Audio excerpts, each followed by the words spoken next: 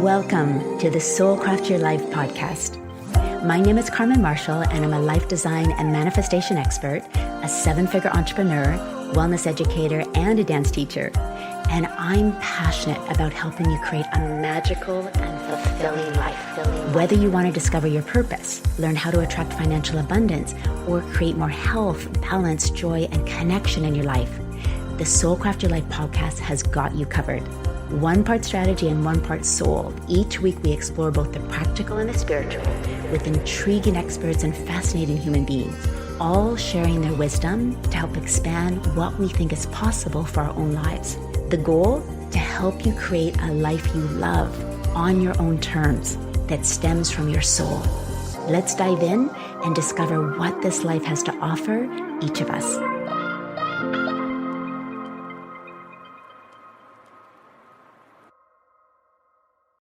Hi, gorgeous souls. Welcome back to the Soul Craft Your Life podcast, episode number 5, Calling in the One, How to Manifest the Partner That You Want.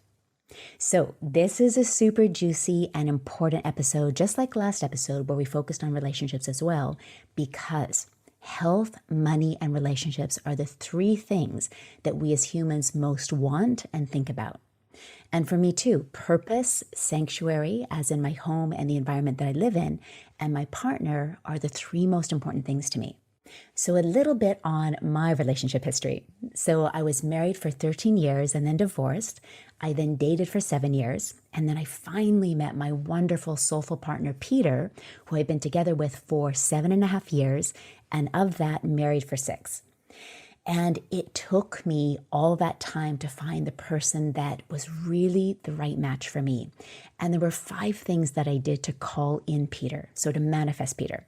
Now, of course, the shorty is not going to be as in-depth as a course or a program, but as you probably know by now, my intention with this podcast is to have a deeper discussion with an expert for 1 hour about a specific topic, and then the next week do a shorty with me with what I've done in that area of the topic so that you can get started right away. All right, so calling in the one is very similar to manifestation in any area of your life. So everything that I'm going to talk about, you can use to manifest in your business, you can use to manifest in your health, because it's always the same principles. Number 1, getting really clear about what you want, but then not gripping or holding on too tightly to your desire, because then that actually pushes it away. And then enjoying the journey to what you want. Now, sometimes this can seem like it's 2 totally opposite things. Like, how do I get really clear on what I want, but then not grip it too tightly? Like, isn't that 2 opposite things? No, they actually work really well together. They're meant to work well together. It's kind of like life, where yin and yang and the things that can seem opposite, east and west, are actually meant to work together. Feminine, masculine, etc. So I'm going to teach you how to get really clear, but then not grip too tightly and enjoy the journey on the way to what you want. So number 1, you want to look at your past relationships for what you've learned, because every relationship helps us grow. And actually, it's in relationship where we learn the most. But it's often that relationships can be where we get hurt, or that we get bitter, or we experience loss. But they're actually the things that teach us the most. So we really want to integrate those learnings so that we don't have to keep repeating them. So this is why it's so important to look at your major past relationships for what you learned. The other thing is that when you actually focus on the learnings, you then don't take any bitterness, hurt, or regret into the next relationship, because you're more looking at it from, what did I learn that helped me move forward in my life? So for example, my 13-year marriage, which was a wonderful relationship, it actually encouraged me to become an entrepreneur. If I hadn't have been in that marriage, and a ton of other things were really good too, but one of the biggest things was, if I hadn't been in that marriage, I most likely would still be in a 9-to-5 job. Isn't that crazy? So that was one of the things that in that relationship, it helped me grow and develop into. Then once I got divorced, one of my major 4-year relationships really taught me about deeper connection, intimacy, boundaries, sex. Like, that was such an intense and amazing relationship that taught me so much. And then my other relationships while I was dating all taught me really important life lessons, all on the way to leading me to my beautiful, soulful relationship with Peter. I couldn't have the relationship that I have with Peter unless I had have had these other relationships. So what you want to do is value all your past relationships, even if you're not in contact with them, even if it was a bad breakup, even if it was a toxic relationship. Think of what it actually taught you and what you can value. That will help you in moving on to the next relationship, and more from the standpoint of what was good. How did this help me move forward in my life? And then you'll actually be able to kind of package up that relationship and not have it affect you negatively for the next relationship. A lot of times people carry this baggage from their past relationships into their future ones. All you want to do is learn from it, and then you can just move on without carrying that burden into the next relationship. All right, number 2, take personal responsibility needed for why a past relationship didn't work. And always, whenever we break up, there's both people that have a part in it. So there's always, both sides of the story, and there's always a reason why from both sides that relation didn't work. So take personal responsibility, and then do any personal growth and development that you think would help you in the next relationship. So a really good example, after my first marriage, I knew that I needed to learn how to speak my truth, starting with what did I even think and feel in the first place, so that I didn't carry that over into my next relationship. And what's really interesting is that even though I was the one that asked for the divorce in my marriage, I knew that I had just as much a part of why that relationship didn't work. It's always a two-way street. So because I knew that, and I knew one of the things is I needed to learn how to speak my truth, I hired a life coach to help me do that, Juliana Gambrel, who I'll actually be bringing onto the podcast as well.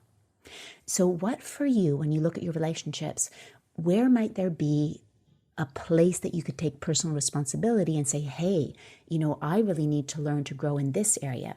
Maybe you don't communicate as well. Maybe you tend to run away from confrontation. Whatever it is, then you can hire a mentor, you can take a course, you can read books. But relationships always shine a light on what we need to work on. And how we do one thing is how we do everything, as the famous Jim Rohn said. So interestingly, learning how to speak my truth helped me in everything, not just my relationships, but my business, my purpose, taking care of myself. So doing the personal work on what the relationship shined the light on will help you in all aspects of your life.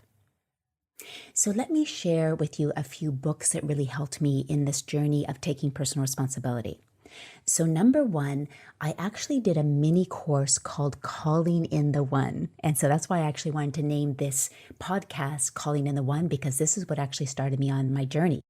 Now, the course that I did doesn't actually exist, but she has written a book. Well, I should say it doesn't exist anymore. It sounds like it never existed. It did exist, but it doesn't now. But she has written a book. I haven't read the book, but I would imagine it's very similar to the mini course that I did. And it's called Calling in the One, Catherine Woodard Thomas. Now, that was one mini course that I did. I also love, and the next 3 books are actually my top, or in my top 7 books of all time. So obviously relationships are hugely important, and that's why 3 of my 7 are about relationships. So the first one that I wanted to share is Powerful and Feminine by Rachel Jane Groover. And I should remind you that anything I always give as a resource, whether it's me or with a guest, will always be in the show notes. And this really taught me to be both centered and grounded, but still feminine. And this helped me in my business as well. It really combined the masculine and feminine energy, so I could be a strong, independent woman, but I could still be very feminine as well. I adore this book. And it actually not only is woven through how I do my business, but it's also how I teach dance as well. Then Dear Lover by David Deida. I think I'm pronouncing that right. Yeah, David Deida is so good for women. He has a book for men. It's actually in my store as well. So it'll be in the clip or in the show notes as well. And it's called, The Way of the Superior Man. So good as well for men. I actually read it as well, and it's just brilliant. But Dear Lover really helped me relax into my body and helped me really with intimacy and sex. It's an amazing book. And then finally, The Extreme Art of Self-Care by Cheryl Richardson. Another incredible book. This is actually about self-care, but it has a lot about speaking your truth and also prioritizing you, which I'm going to talk about in a moment, why that's so important to pulling in the kind of person that you want. Number 3, get clear on both what you want and what you don't want. So now that we've cleared out the foundation, so both by looking at what we valued in our relationships and then also taking personal responsibility for where we might need to do some work, now let's get clear on what we want and we don't want. Now there's going to be an A, B, and C to this. Letter A, journal about both. So both what you want and all the things that you don't want. Now, this can seem like it's a little bit negative, but it isn't. So in the personal growth industry, we often talk about only focusing on what you want. But in order to do that, you've got to actually focus on what you don't want as well. Think of it as a glass with some like a week-old water. You want to pour out that week-old water and then fill it with the things that you want. But in order to figure out what you want, you've also got to look at what you don't want. So just go crazy with this. Like just journal like, okay, I want this, I don't want that, I don't like this. Don't be worried about being negative. This is the place to get it all out on paper. Then letter B, from that, then pull out what you do want. Now we're going to start focusing on what you do want and what is most important to you. So think of habits, think of outlook on life, communication style, motivation levels, financial status, whether they want children or not, whatever is important to you. And what I want to stress in this as well, don't worry about what other people think you should want. Make sure it's what you want, not what your mother wants or what your dad says is good or what your best friend says is good. For example, if their financial status is important to you, put that down. Because at this moment in time, that's what's important. That might shift in 2 years, it might not. But remember, this is the relationship that you are designing. So just like your life, don't let other people's input change your mind. If this is important to you now, that's what is important to you now. And remember, you can always change as well. Time for a quick commercial break. Is calling in your soulmate a top priority for you, like it was for me? I'm releasing a 4-week course next year, but right now I'm taking a beta group through it for a discounted price. Calling in the one doesn't have to be arduous. It can be fun. It can be exciting. If you feel like you've been looking in the wrong places and or potentially doing the wrong things, this could be the mini course for you. If you'd like to be part of a smaller, more intimate group, or you're interested in one-on-one relationship coaching, email soulcraft@carmenmarshall.com and we'll do a quick strategy call to see if either would be a good fit for you. Now, let's get back to the podcast. As I went along in my dating, I would often go back to my list and say, you know what, this is a little bit different. This isn't as important. This is more important. I would change my list as I went. And remember, this list is your list. You can change it as much as you want. And then letter C, write it in a paragraph as if it's already happened, which is what we want to do for all manifestation. We want to write as if it's already happened, and at least 50% has to be focused on how it feels, okay? How we manifest is really on the emotion and the energy and the vibrancy, which is all how it feels. So we want to take it from the cerebral. We want to start on the cerebral. So we're writing down what we want, which can seem very clinical, but then we want to move it into the body and into the heart. So let me just give you some examples. So you might write, after you've got your list, I am in, so we're acting as if it already is, I am in a committed, connected relationship with a partner that I love, respect, that I'm hugely attracted to and I'm crazy about. I feel honored, I feel protective, expansive, and like I'm home. We're both committed to each other's growth, each of our own purposes. We both love travel, building businesses, and exploring life, etc., etc. Okay, so you want to make this for you, but you want to feel as if you already have it. You want to talk about the feelings, how you feel in that relationship. And the reason why is sometimes when you go along, you might have on your list that I want someone that wakes up at 6 a.m. in the morning because you love waking up early. But then you meet a person and you just feel at home with them. You feel like you can be your best self. And then when you look back at your list, because maybe this person likes to wake up at 9 a.m., not 9 p.m., and you might be like, you know what? It doesn't matter if they like to wake up at 9 a.m. That's totally fine because I feel so at home with this person.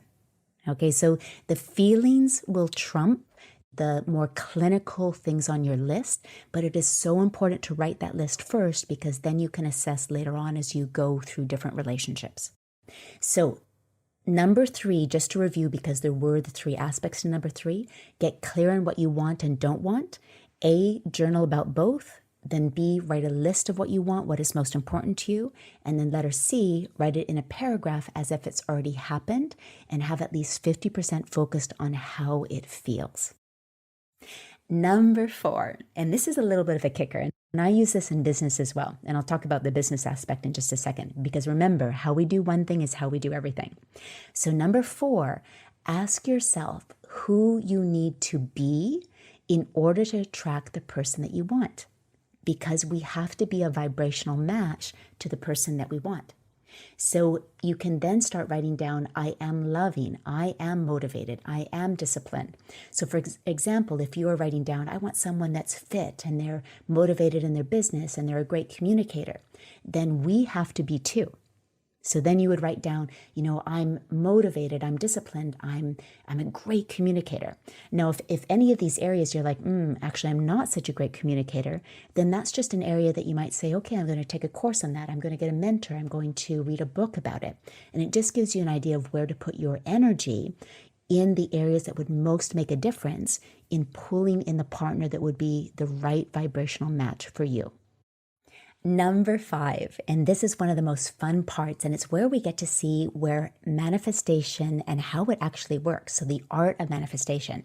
And this is where we've gotten really clear in number 1 to number 4. And also we've cleared out things like that we need to work on. So our limiting beliefs and maybe just things that we need to work on ourselves. And now we get to focus on being happy and fulfilled in our own life. And this is where we loosen the grip around the things that we want and we just start enjoying our life. And this is how manifestation works, the art of manifestation. How I like to describe it is, or like a visual for you. Have you ever seen those art games where it's a picture of just dots and then the person tells you just relax your eyes, and when you relax your eyes and don't look so focused at the artwork, all of a sudden out of the corner of your eye you can see this horse or this beautiful flower. That's what it's like with manifestation. You get really clear and then you loosen your grip and then the thing that you want appears. It's pretty amazing, and it's a practice and it's an art. And so this is what you're also here with the Soul Craft Your Life podcast to learn how to manifest. All right, so number 5, get focused on being happy and fulfilled in your own life. So now that we know what we want in a partner, we've been very clear with the universe, we want to take the focus off of that and focus on setting up your life on a day-to-day basis to be happy and fulfilled, even if you were going to be single for the rest of your life. And that's the irony of the whole thing. We actually want to focus on setting your life up to work, even if you're going to be single, and that's when the partner comes in. It's pretty wild. So again, we're going to have an ABC to number 5. Letter A, do things that you love every day that make you happy. Because the irony is your future partner will be attracted to that vibrancy that comes from you being in love with your own life. There's a glow that you will have when you are doing things that you love, and that becomes magnetic to your future partner. For me, that meant teaching dance, going to different dance classes, because not only was I completely in my essence when I was doing what I loved, but that vibe stayed with me in my day-to-day life. So for you, think about what do you just absolutely love? Is it pottery classes? Is it book clubs? Is it fitness? Is it learning about manifestation? Do those things every day because it will produce a glow in you, a curiosity, a vibrancy that is so attractive to other people, whether it's a future partner or just friendships as well. Letter B, take care of yourself. So work out, eat right, make sure you feel great in your own body. This is so important because if you don't feel good in your body, you'll feel less confident. So prioritize feeling good in your own skin. Now, this doesn't mean that you have to be at your ideal weight. So this is so important to realize, because if you think that, you might think, oh, I've just got to get to my ideal weight before I start dating. No, not at all. It just means being on the journey with the intent and the goal of taking care of yourself, working out, eating right, being on the journey of taking care of yourself and prioritizing yourself. That makes you more magnetic. When you walk around in the world where people know you prioritize taking care of you, there is something about that people know she values herself, or if you're a male, he values himself. And we want to be with a partner that values themselves, that has self-confidence. Again, it's not about being the ideal weight or being in the perfect body. It's just the very fact that you care enough about yourself to be working out, to be eating well, to be on that journey, having a goal of being and feeling your best. Letter C. Join groups that interest you, travel, go to workshops or retreats that interest you, because the people that are on the same vibrational level as that activity will be there too. I can't even tell you how many people have told me they've met their partner when they've been traveling, in a salsa class, in a chess tournament, just the things that they loved. And that's what was exactly going on for me. I was going to different workshops and retreats, of course, dance classes, creating my business so I could live around the world, always looking for places to dance because that's my one thing I just love. And guess where I met Peter? Totally unexpectedly. In Bali, on the dance floor at a Sunday morning ecstatic dance class at the yoga barn. And I just thought, who's that? I haven't seen him before. And the rest is just another story. But what's interesting is I was in Bali, one of my favorite places in the world. And I was there because I'd created my business so that I could live around the world. I was at Sunday ecstatic dance, which is one of my favorite things to do. Of course, it's dance as well. I'm in an environment that I just love. And of course, it makes so much sense that the person that I would be interested in would be there as well. And totally unexpectedly, I just looked around and I was like, I haven't seen that person before. But that was the start of our getting together and dating over 1.5 years, and then getting married and 7.5 years together, just having an incredible relationship. The one that I had designed with everything that I just told you. So the 5 key steps to calling in the one. Number 1, look at your past personal relationships for all the learnings and really take that as valuing every single relationship you've been in and bring that into your next relationship. So no baggage, just value. Number 2, take personal responsibility for any areas of growth that you need to do. Get a coach, get a mentor, read books, take a course. Number 3, get clear on what you want and you don't want. Number 4, be a vibrational match for who and what you want. And then number 5, create a life that you just love, that makes you happy and fulfilled, regardless of whether you ever have a partner. And then ironically, all those 5 things will be what will call in the person that you want.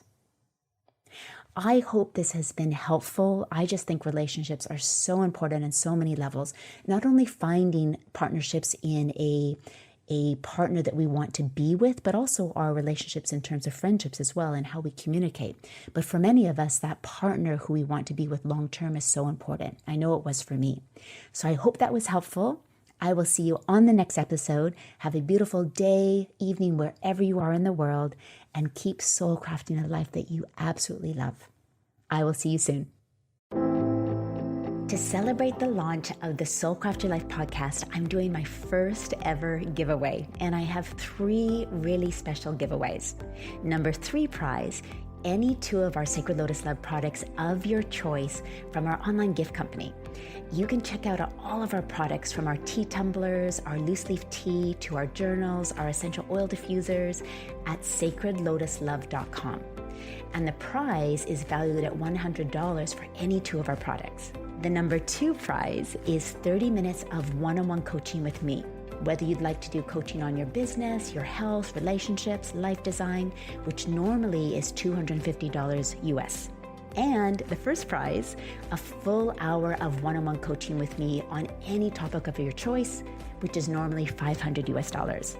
So lots of fun prizes, and I cannot wait to announce the winners and either give you your favorite products or meet you personally and coach you one-on-one. All you need to do to enter the giveaway is to listen to the episodes, rate and review on iTunes, and then send a screenshot of your review to soulcraft@carmenmarshall.com. You can also get unlimited bonus entries by sharing screenshots of any and all episodes to your Instagram stories, tagging me at Carmen_Marshall, and then sending the screenshot to the same email, soulcraft@carmenmarshall.com. The deadline to enter is August 31st, and I'll announce the winners on Tuesday, September 6th, the first podcast in September. I'm looking so forward to reading your comments, your takeaways, and then announcing the winners. I'll see you on the next episode.